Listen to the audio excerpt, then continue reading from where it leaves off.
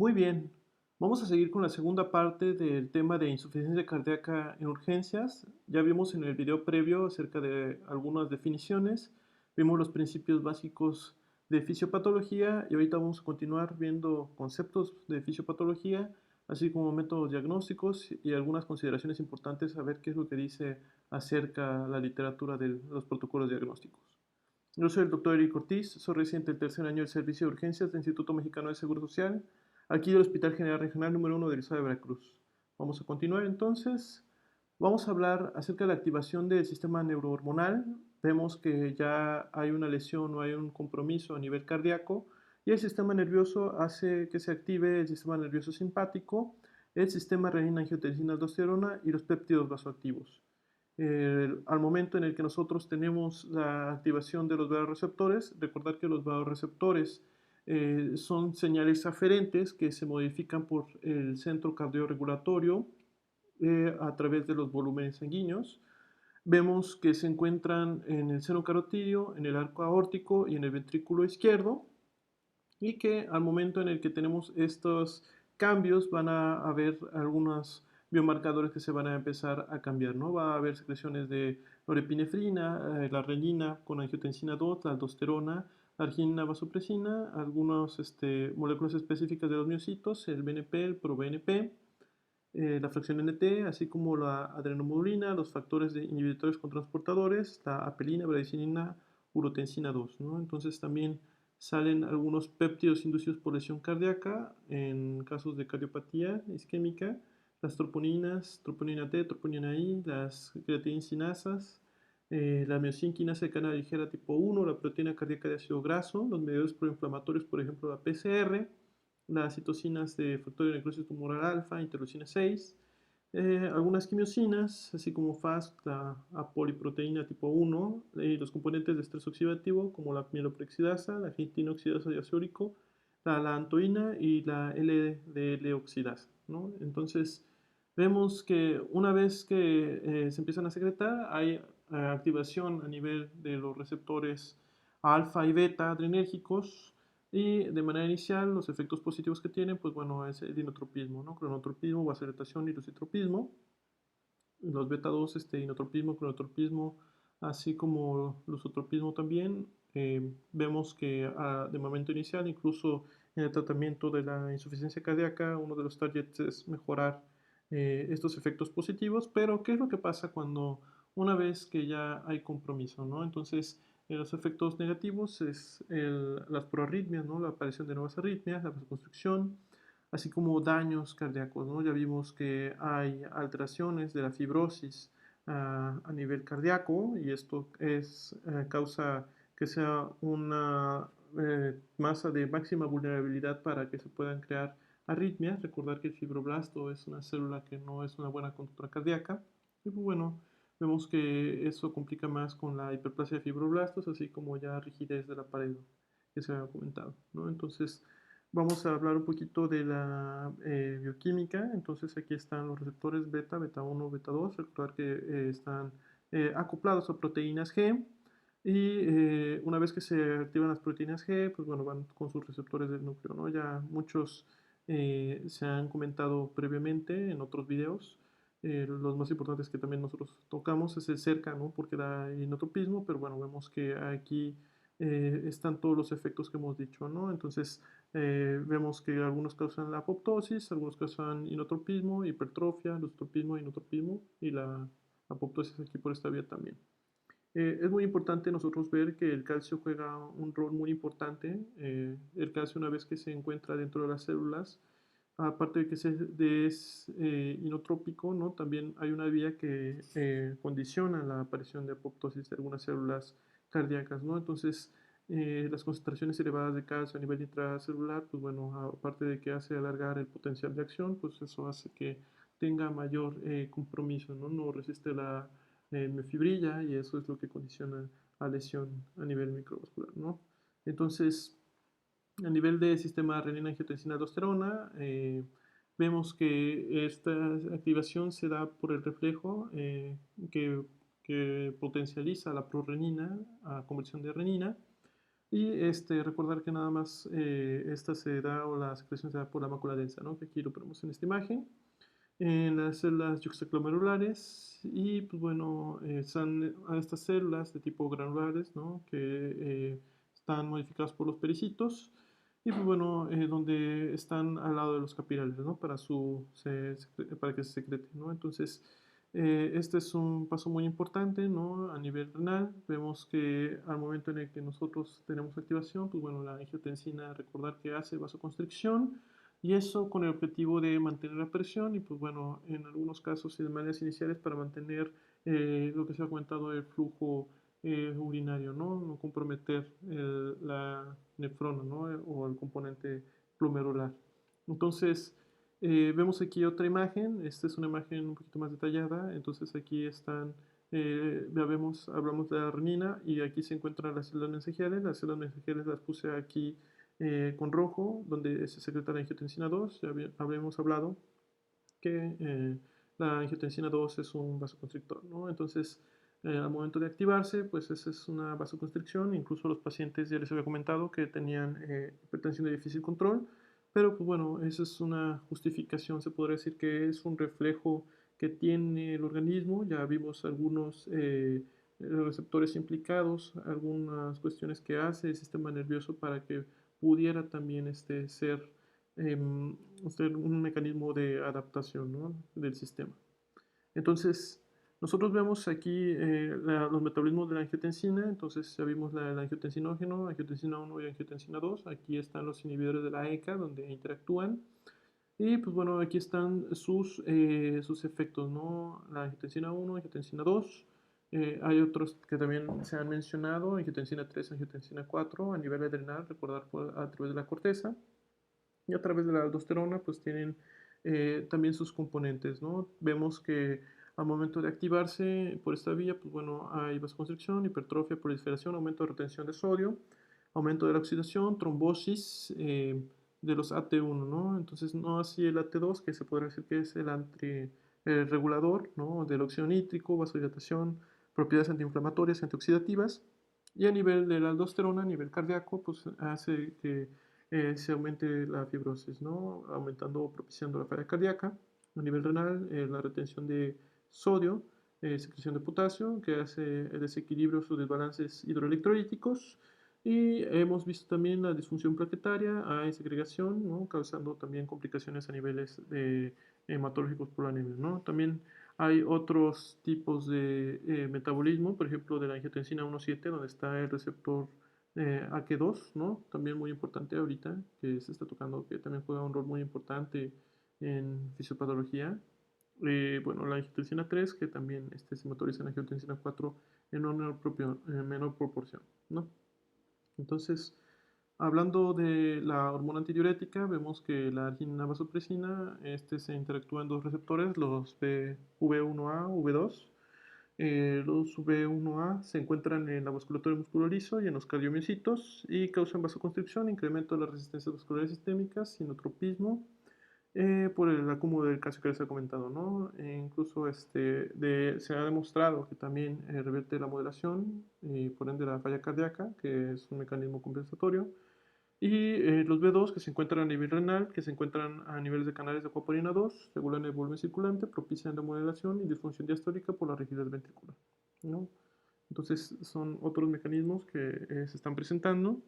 Esto es muy importante, los péptidos natriuréticos. Vamos a ver que los péptidos natriuréticos son marcadores. Vemos que se encuentran elevados en condiciones con falla cardíaca y no elevados con falla cardíaca, ¿no? Entonces, aquí están los ejemplos más importantes o las entidades más importantes que se asocian, pero recordar que estos péptidos son hormonas que liberan las cavidades del corazón, ¿no? Entonces, son responsables de que haya cambios a niveles miocárdicos, ¿no? El cardiomiocito tiene su capacidad para cambiar su volumen o su presión, y pues bueno, solo recordar que ellos promueven la vasodilatación y la natriuresis, así como el llenado de las aurículas y ventrículos, ¿no? Entonces, eh, de manera inicial hacen que revierta la precarga o al menos hacen que disminuya la remodelación, pero el péptido natriurético, el BNP del cerebral, es el que inhibe el sistema renina-angiotensina-aldosterona y la actividad adrenérgica, ¿no? Entonces, juegan un papel muy importante para el protocolo diagnóstico en estadios iniciales. Recordar que un biomarcador es primero antes de la representación clínica, ¿no? Incluso muchas horas antes de que haya alguna complicación, el biomarcador puede adelantarnos cómo se encuentra la economía del sistema, ¿no? Entonces, vemos, ya les había comentado, es que hay un proceso de inflamación, hay unas citocinas antiinflamatorias y las quimiosinas que se encuentran también asociadas. Es muy importante nada más tocar que el factor de necrosis tumoral alfa, interleucina 1 y interleucina 6 son las citocinas proinflamatorias y la antiinflamatoria y la contrarreguladora de interleucina 10, ¿no? Entonces, también vemos algunas quimiosinas que esos son, que se encuentran por el volumen circulante, que también propician la activación de aparición de cambios de volumen, se empiezan a segregar, secretar. Y pues bueno, al momento en que nosotros tenemos estas activaciones, vemos estas tres células que se encuentran eh, involucradas, ¿no? Los monocitos, las moléculas de adhesión y los neutrófilos. Hablando los monocitos, también conocidos como los clásicos, son proinflamatorios y los M2 son alternativos o reparativos, también se conocen, ¿no? Entonces, vemos que son los que al momento en que se activan, ¿no? Empiezan o propician lo que es el daño celular. Al momento en el que ya hay daño celular y daño en el endotelio, vemos que ya hay moléculas de adhesión intracelular, es lo que significa la I, la ECAM, y la BCAM son las moléculas de adhesión vascular, ¿no? Entonces, también interactúan en este proceso fisiopatológico las integrinas y las selectinas. Hay E-selectina, L-selectina y P-selectina, y no es más que E de endotelio, L de leucocitos y P de plaquetas, ¿no? Entonces, ya, y de los neutrófilos, pues bueno, que se ha visto asociado a este receptor, el de TB4, como para que haya cambios a nivel del sistema del inflamatorio, ¿no? Entonces, vemos aquí a nivel, pues, eh, bioquímico, como está la célula cardíaca, como ya les había comentado, que el calcio juega un papel muy importante, ¿no? A través de la célula vemos que hay entrada del potasio, del calcio, perdón, consiste en intercambio de este sodio-potasio y sodio-calcio, ¿no? Vemos que están estos tres receptores, también aquí vemos la entrada de sodio y la salida de potasio para que se haga el potencial de acción. Entonces, una vez que entra, vemos que ya al momento de unirse con la sarcómera, pues eso es lo que causa la constricción o la sístole, y al momento en el que se deja utilizar el calcio pasa al retículo sarcoplásmico, ¿no? Por medio de las ATP-ASA, pues ya hace su intercambio nuevamente, ¿no? Para que se pueda dar un ciclo sin fin y que se pueda realizar los ciclos cardíacos, ¿no? Pero, ¿qué es lo que pasa cuando tenemos insuficiencia cardíaca? Pues estos tres receptores, vemos que el ATP-ASA a nivel de sarcómeras, los receptores de miofibrillas, porque se pierden, y los canales de calcio, los tipo L, son los que más frecuentemente se ven afectados. Entonces, aumenta el calcio intracelular y eso condiciona la citotoxicidad, ¿no? Ya les habíamos comentado que son mecanismos inflamatorios, ya vimos las células implicadas acerca de eso, pero bueno, estos son los tres targets donde nosotros tenemos el compromiso, ¿no? Entonces, vemos que una vez que ya hay cambios inflamatorios, también tenemos cambios en el metabolismo. Vemos que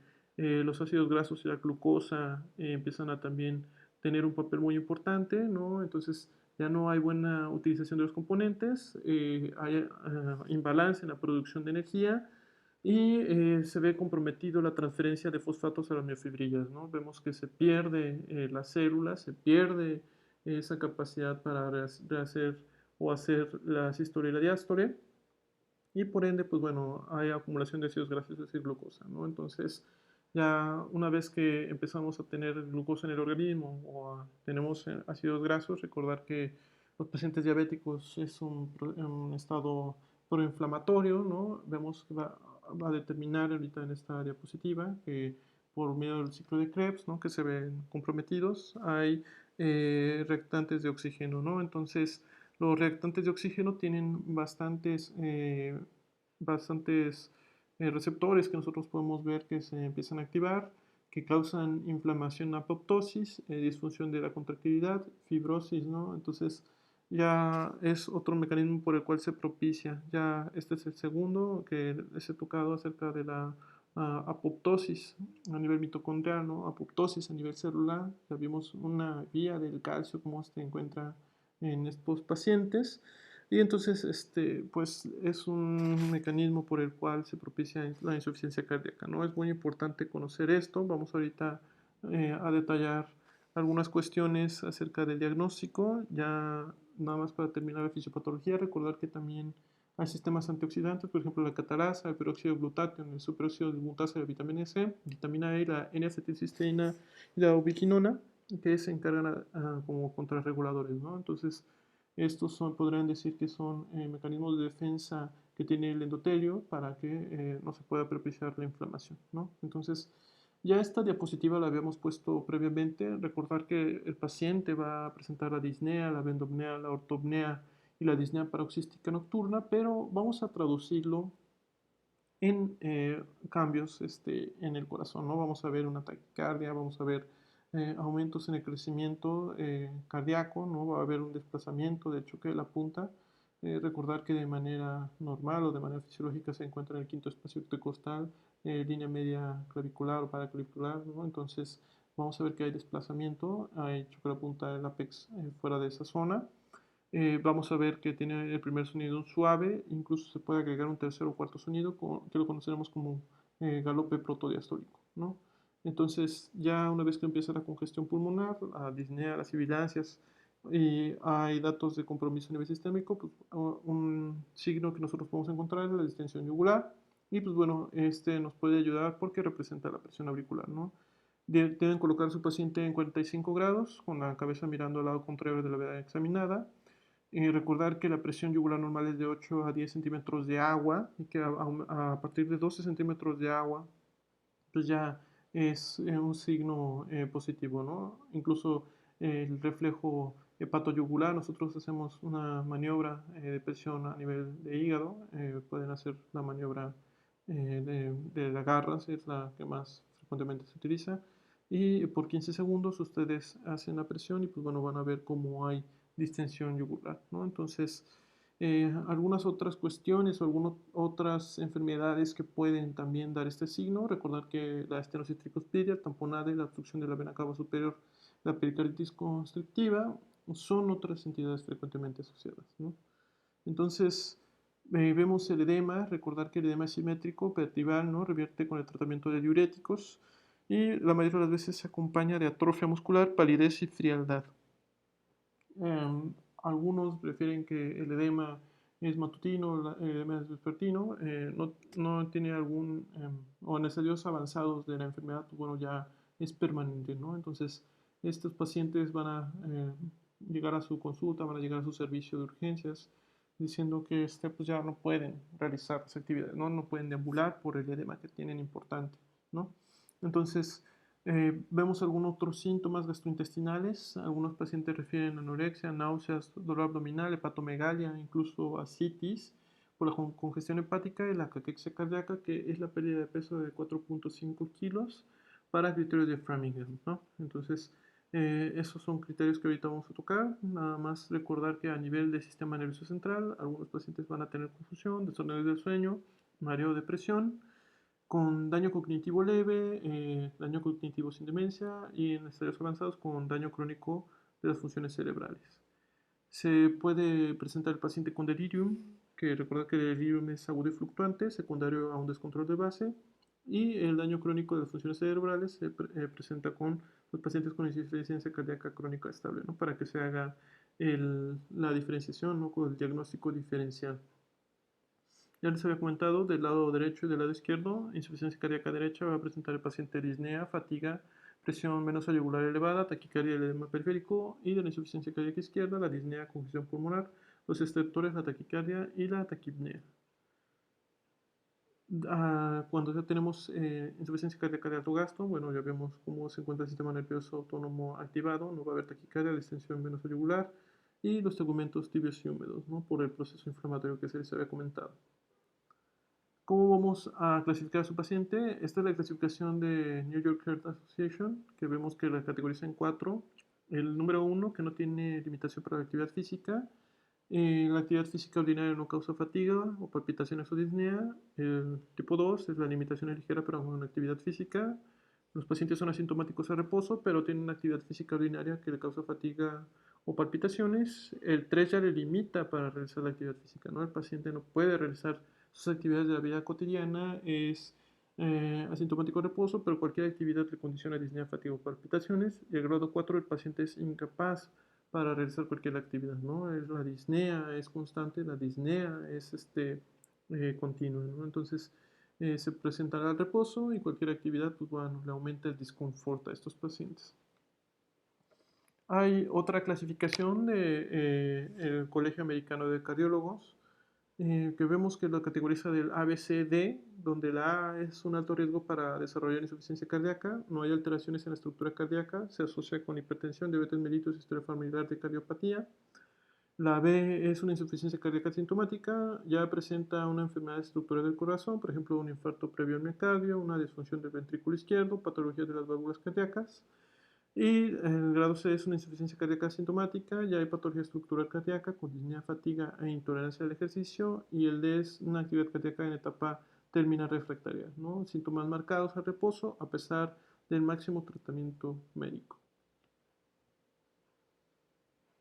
Vemos los criterios de Framingham, recordar que estos se asocian para insuficiencia cardíaca congestiva, criterios mayores y no menores. Vemos que en mayores es la disnea paroxística nocturna, las crepitaciones basales, mayor a 10 centímetros por encima de las bases pulmonares, el galope, que es el tercer ruido, la cardiomegalia, un incremento de la presión venosa central mayor a 12 centímetros de agua, ya les había comentado, la distensión venosa yugular, el edema agudo pulmonar, el reflujo hepatoyugular. Vemos que hay criterios también menores, el edema bilateral de tobillos, la disnea de menos esfuerzos, la taquicardia, la tos nocturna, la hepatosplenomegalia, el derrame pleural y la disminución de la capacidad vital de 1/3% de la capacidad máxima.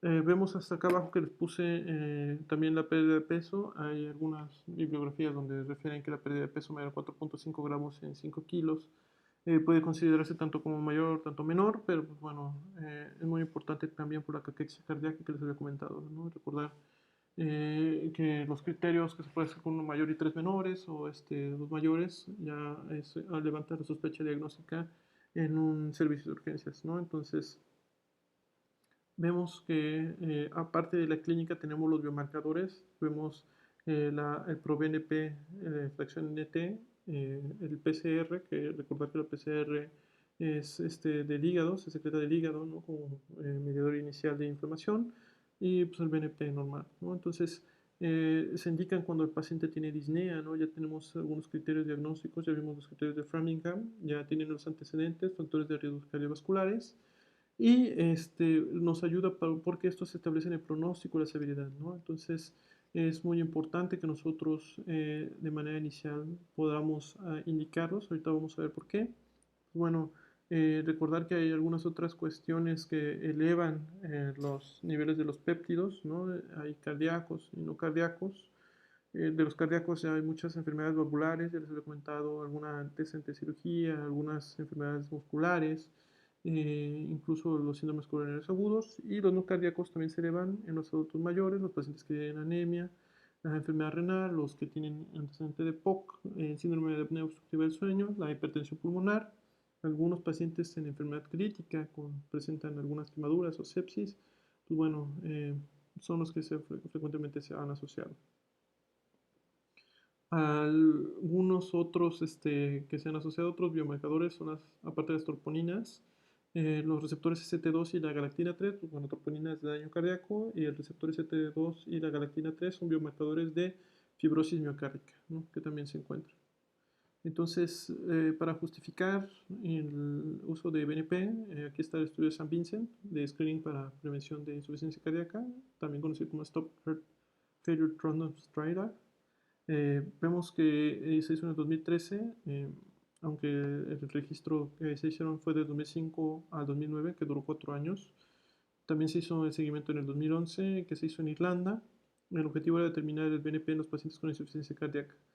un estudio aleatorizado no ciego donde metieron a 1.374 pacientes con riesgo de insuficiencia cardíaca para determinar los niveles de BNP y tenían asociados hipertensión, diabetes, patología vascular conocida, pero, pero sin disfunción ventricular izquierda o empeoramiento de la insuficiencia cardíaca. Y ellos reportan, o el resultado de este estudio es de que el 41% de los pacientes tuvieron una determinación de BNP mayor a 50 picogramos, ¿no? Entonces, los pacientes con niveles de BNP mayor a 50 picogramos se les sometió a un ecocardiograma y fueron referenciados a especialistas para darle seguimiento domiciliario y esto determinó que es el BNP útil como marcador de prevención para complicaciones, ¿no? Estos pacientes tuvieron una reducción de sus complicaciones de la insuficiencia cardíaca que ahorita vamos a tocar cuáles son. Tenemos otros métodos diagnósticos de gabinete. Recordar que en urgencias nosotros tenemos que pedir la radiografía de tórax, el electrocardiograma para determinar si hay crecimiento ventricular, ya el ecocardiograma, la tomografía y la resonancia pues ya son protocolos diagnósticos del servicio de medicina interna, pero bueno, con que nosotros vemos la cardiomegalia, un índice cardíaco mayor a 0.5, mayor al 50%, que es también otro diagnóstico, o incluso criterio mayor de Framingham, nos pueden apoyar al diagnóstico, ¿no? Entonces, ya recordar que las complicaciones es la disfunción renal, ya les comenté, la anemia por dilución, las complicaciones hidroelectrolíticas, ¿no? Alteraciones a nivel de potasio que condicionan las arritmias, ¿no? E incluso las afecciones a nivel del sistema nervioso central, los pacientes se encuentran en depresión.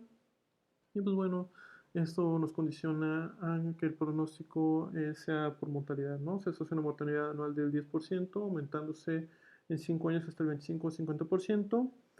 Y esto se da secundariamente la mortalidad por la muerte súbita, ¿no? Ya algunos pacientes que no tienen estas cuestiones se asocian con falla orgánica múltiple, ¿no? Entonces, una última diapositiva, recordar que los factores de mal pronóstico son los pacientes que tienen la regurgitación valvular, las arritmias ventriculares, tienen una clase funcional lija alto, una fracción de eyección del ventrículo izquierdo disminuido, los niveles altos de ProBNP, ya les había comentado cuál es el punto de corte, los que presentan hiponatremia persistente de estos pacientes, afección de acuerdo a nivel del sistema nervioso central, un patrón oscilatorio respiratorio y pues, bueno, los pacientes que tienen resistencia a la insulina, que no tienen buen control glucémico. Entonces, hemos terminado este segundo vídeo, que es la parte donde vimos hasta criterios de fisiopatología, criterios diagnósticos, muy importante para darle antesala al siguiente video, que vamos a hablar acerca del tratamiento, ¿no? Vamos a tocar ahora sí todo más detallado acerca de qué es lo que dice la evidencia sobre el tratamiento, los estudios que se han realizado para darle cuestión a esta enfermedad. Y pues bueno, no me queda saludar a todos mis maestros, a mis amigos, a todas las personas que me siguen ahí en mis redes. Y esta es la última diapositiva. Pues bueno, les dejo aquí mis redes sociales. Si tienen alguna duda, si tienen alguna pregunta, con todo gusto estoy para resolvérselas. Pues esto es todo por ahorita. Espero que les haya gustado, espero sus comentarios y nos vemos para la próxima. Chao.